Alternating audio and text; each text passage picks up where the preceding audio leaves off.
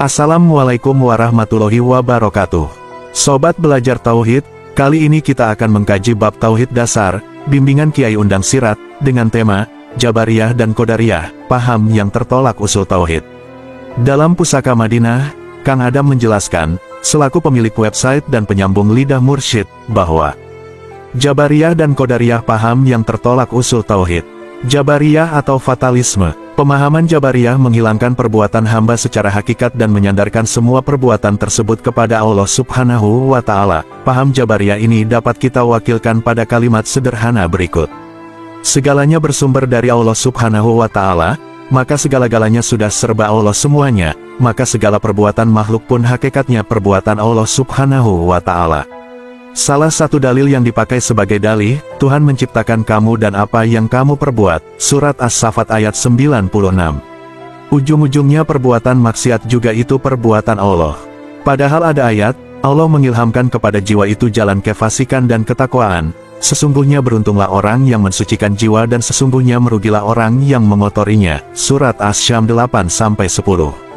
Kesalahpahaman kaum Jabariyah, padahal maksud Tauhidul Afal Allah atau keesaan perbuatan Allah itu maksudnya, bahwa segala sesuatu yang kita pandang, pikir dan rasa itu, semuanya adalah hasil dari perbuatan Allah mencipta, bukan disimpulkan perbuatan kita juga perbuatan Allah. Disinilah letak salah kaprahnya.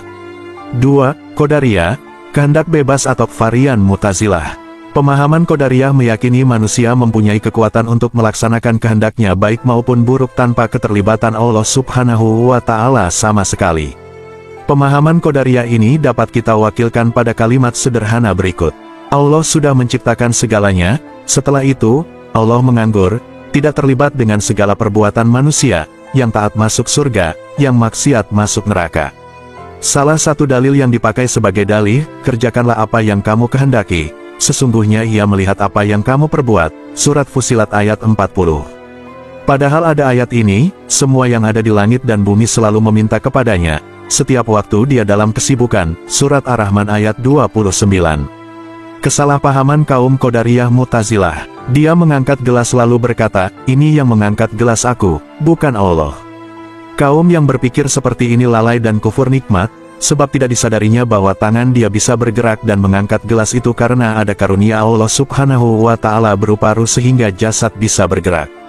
Kalau tidak ada karunia Allah Subhanahu wa Ta'ala berupa ruh pada jasad, yang diciptakan dengan sebaik-baiknya bentuk atau proporsional, tak seorang pun sanggup mengangkat gelas atau sehelai kapas bahkan menggerakkan tangannya sendiri pun tak akan sanggup. 3. Hubungan Tuhan hamba menurut usul Tauhid. Barang siapa mengenal dirinya, kenallah ia akan Tuhannya. Perkataan Arif Billah ini tampaknya disalahpahami oleh para penggagas aliran Jabariyah maupun Qadariyah. Mereka pikir diri yang dimaksud di atas itu diri alias nafsu atau keegoan atau keakuan atau kehendak bebas.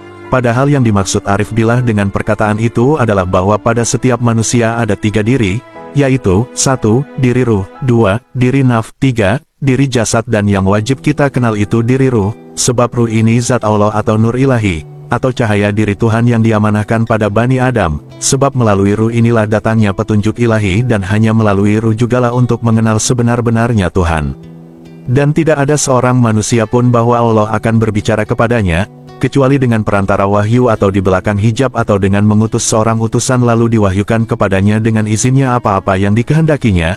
Sesungguhnya dia maha tinggi dan maha bijaksana. Dan demikianlah kami wahyukan kepadamu ruh dari perintah kami. Sebelumnya kamu tidak mengetahui apakah kitab Al-Quran itu dan apakah iman itu. Akan tetapi kami jadikan dia sebagai nur atau cahaya. Kami memberi petunjuk dengan cahaya itu orang-orang yang kami kehendaki dari kalangan hamba-hamba kami. Dan sesungguhnya kami benar-benar memberi petunjuk kepada jalan yang lurus, yaitu jalan Allah, yang kepunyaannya lah apa-apa yang ada di langit dan apa-apa yang ada di bumi. Ingatlah, kepada Allah lah kembali segala urusan. Surat Asy-Syura ayat 51-53. Kalau hanya berfokus mengenal diri nafsu, jadilah kita kaum kebingungan seperti Jabariyah dan Qadariyah di atas.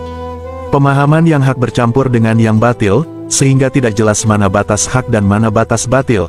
Kalau hanya berfokus mengenal diri nafsu paling jauh pengalaman manusia hanya berujung pada surga dan neraka. Surga imbalan bagi nafsul mutmainah dan variannya, neraka ganjaran bagi nafsul lawamah dan variannya. Padahal tujuan penciptaan itu untuk mengenal Allah bukan untuk masuk surga atau lolos neraka. Aku adalah khazanah tersembunyi, aku berkehendak untuk dikenal, maka kuciptakan makhluk sehingga denganku mereka mengenalku. Hadits Qudsi, orang yang menyembah surga, ia mendambakan kenikmatannya, bukan mengharap penciptanya. Orang yang menyembah neraka, ia takut kepada neraka bukan takut kepada penciptanya. Syekh Abdul Qadir Al-Jailani dalam kitab Fathur Rabbani wal Faidur Rahmani. Orang Islam wafat dibacakan innalillahi wa inna ilaihi rojiun, dari Allah kembali ke Allah, bukan innalillahi wa inna jannati rojiun, dari Allah kembali ke surga. Itu sebabnya dalam tauhid hakiki fahaman dan amalan diarahkan, agar kita ini hidup berdirikan ruh sebagaimana teladan Rasulullah Shallallahu Alaihi Wasallam.